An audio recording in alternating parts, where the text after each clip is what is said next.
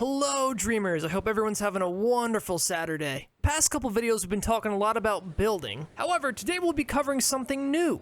Farming. We'll be taking a look at how you can farm in DreamWorld, what resources you can farm, as well as showing you a few ways that you can incorporate your farms into your base. Before we start, a real quick reminder that there is a link in the description of this video. If you want to try the game out, you can head on over to our website where you can find some information about how to play DreamWorld. We'd love to see you in game soon. Without further ado though, let's get right in to farming in DreamWorld.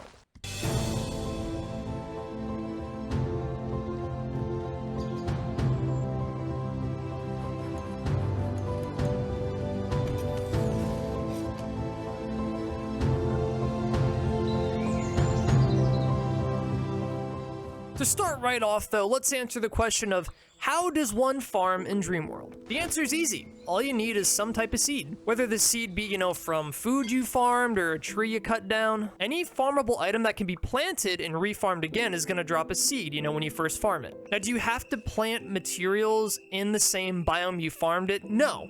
For example, if I go and farm conifer wood from the mountains, I can go back to my forest base and plant a conifer tree around my base. You also might be wondering if you have to, till the ground out, cultivate soil, anything like that. The answer is no. As long as the terrain that you're planting the seed on has enough, space and is stable enough to actually hold whatever thing you're going to be farming, you can plant it on there. So to be able to farm is simple enough. Let's talk about what kinds of materials you can farm with. There's a few different ones you can find as you go across the biomes. However, we'll just be covering the more common ones that you can find today. Let's go biome by biome farming some materials because I'm a little low and we're going to need some seeds to plant. First off, in the forest, there's a few different foods you can come across while you're roaming around. We have red mushrooms, which can be found above ground, but they're most commonly found in caves. These red mushrooms drop mushroom spores when you collect them. The spores you'll replant to grow new mushrooms, but the mushrooms themselves are consumable. Caves have goblins, so either be ready to run in real quick and get out, or bring a weapon with you to fight off those nasty goblins. We then have the two berries you're gonna find in the forest, which is red and blue berries. You can farm red and blue berries going up to berry bushes. Farming the bushes will give you a berry, but will also occasionally drop a seed to actually replant, and this will grow another berry bush. These three foods are the staples of the forest, the ones that you can replant at least. You can find meat off of wildlife that you end up killing in the forest, but you can't replant that. Apart from food, you can also farm a few different trees in the forest. These are going to be oak trees as well as birch trees. Heading over to the desert, we'll find that wheat is, the main crop that you'll find in the sands. When you farm wheat, you'll get the wheat itself, which will allow you to make bread, but you can also get a wheat seed, which will allow you to replant this wheat at any base you want. It doesn't have to be in the desert. And if you did want to farm trees in the desert, your two options are dead and live desert wood trees. We'll farm a couple right now to get the seeds, but I probably won't be using them today in our build.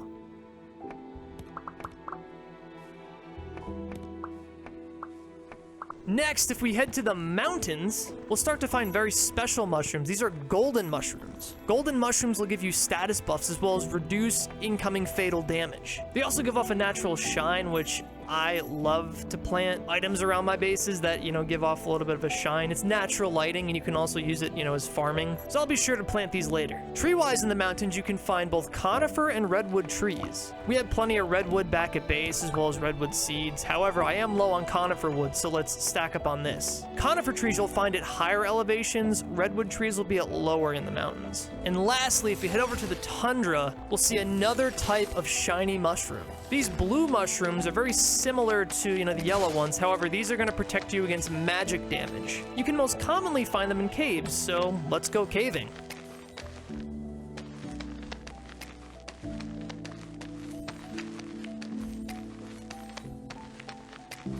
Alright, now that we have a lot more seeds and mushroom spores, as well as more materials, let's get to constructing our farm. Today we'll be going over a few different ideas that you can implement in making your farms in DreamWorld. The easiest way to incorporate, farming into just the design of your build is with making a garden in the front of your house. Since you can plant things anywhere, we can put a few berry bushes out in front of our porch. This will be a nice little decoration, introducing nature into the build as well as giving us a farming source right outside our front door. Notice while you're planting planting things, when you hold down right mouse button, it'll allow you to see how the actual plant is gonna look when you put it down. This makes it a lot easier to adjust where you're gonna put your plants as you do your farming. Now that we have everything planted, we just have to wait for these saplings to grow. We did farm all those mushrooms though, so let's use those to decorate the front entrance of the barn over here. I'm gonna use golden mushrooms here because it complements, the hay flooring and the golden roof on top. I wanna make sure the colors of this barn remain consistent.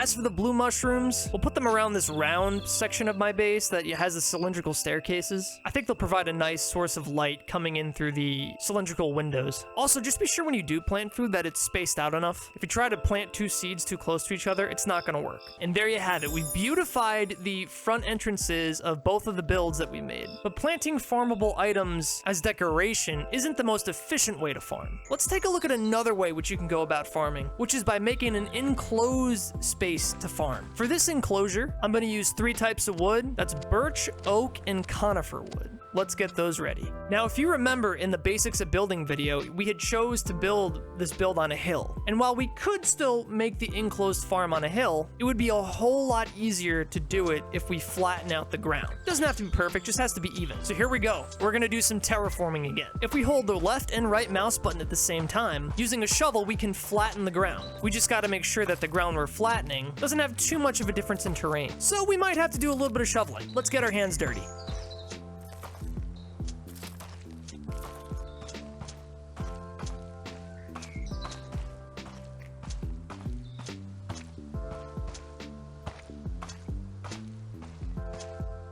All right, there you have it. We now have a much flatter piece of ground. This is gonna allow us to not only make it easier to build the enclosure around the crops, but also the garden and farm itself is gonna look a whole lot better on one level as opposed to just, throwing it up on a hillside. To make sure everything comes out even and symmetrical, I'm going to outline the area that I want to build the fence on with foundation pieces. This will ensure that everything's level, everything's even. It just makes it easier to use the foundation building assets to level out your walls as opposed to going off of the ground. After going through some of the materials that I knew that I had, I decided on a redwood to use for the walls of the enclosure. I could have gone with conifer to match the base, but I wanted to use a different type of wood, and I personally like the look of redwood better than birch. I'll start out by placing the redwood fence building piece on top of the foundation pieces. This will give me a snap point to place another fence piece under them. This will ensure that all of the fence pieces touching the ground are going to be on the same level as each other and look really clean, really neat, really symmetrical.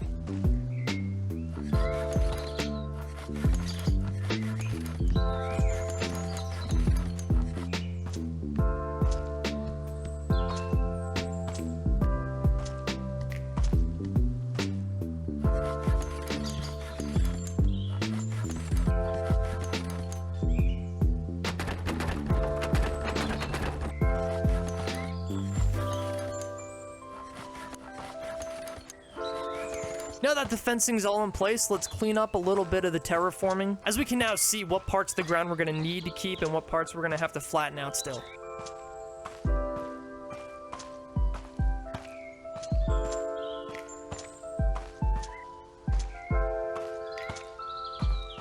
I was gonna keep the entrance to the farm a little open concept, but the design felt empty, so I decided to throw on a door. I also added some torches in front of the door just to create some better lighting. It can get dark at night, so if I go outside and go into the farm at nighttime, I want a little bit of light. I chose to use flowers as the resource to build the torch, because I like the look of bright yellow light against redwood.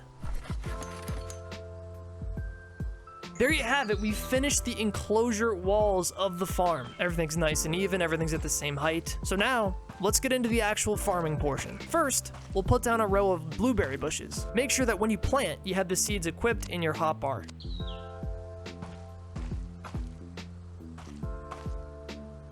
Next to that, we'll do a row of red berry bushes. And lastly, we'll do 2 rows of wheat.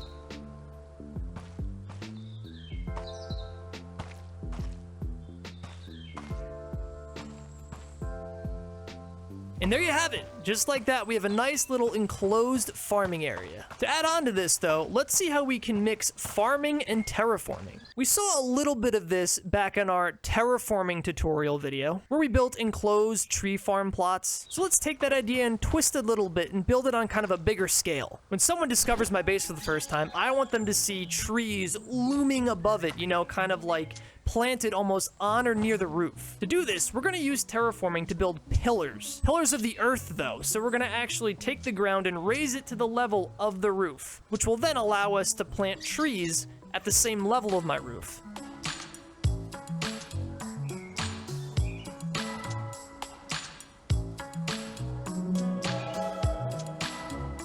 A quick reminder when you terraform that right mouse button is to place material down and left mouse button is to take away.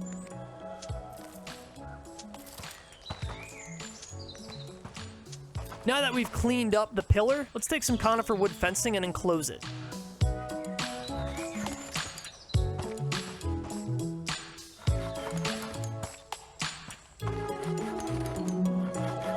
Now all we gotta do is plant the actual sapling on top of the mound. It's a little big here, but we'll have enough earth to actually hold the sapling when it grows. Now that that's done, all we gotta do is the same thing on the other side to keep the build symmetrical.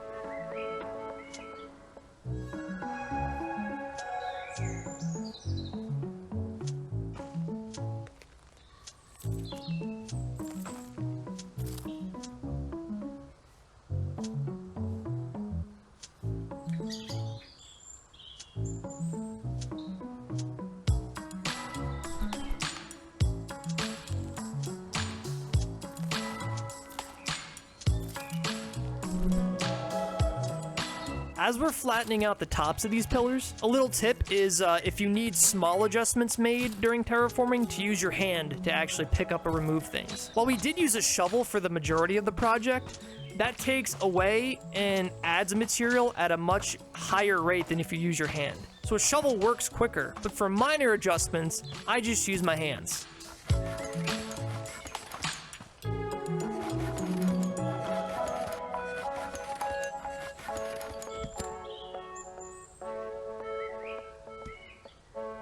And there you have it. We have a couple cool little pillars that we can actually put trees on. We'll have these tall, big conifer trees looming over our build. Let's actually lighten up the farming area as it gets dark at night, as you see here. For outdoor lighting, we want to go with the brightest possible materials, so we're going to do a birch wood torch, as it gives off this bright, vibrant white light. There you have it. Our farm is looking much better already. Now, could we stop here? Sure. However, I want a cool place to farm my trees, and I'm not going to use those 2 dirt pillars to do that. I want those conifer trees to stay there. So here we go. We're going to build a terraformed bridge above our farm. I definitely want to use a shovel here because it's going to allow me to work much quicker. Adding the material with your hands is just going to take way too long. You'll notice though that you can add earth and material side to side, not just up and down, which allows us to make this bridge.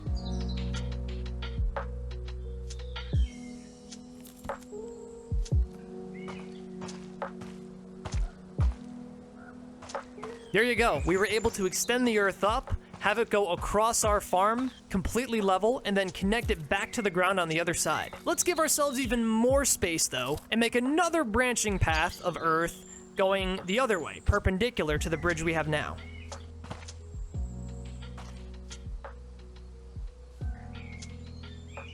And there you have it. We have a nice little earthen walkway to actually farm trees on now that won't interfere with our crops. I'm going to use birch saplings here as I have the most seeds of birch saplings.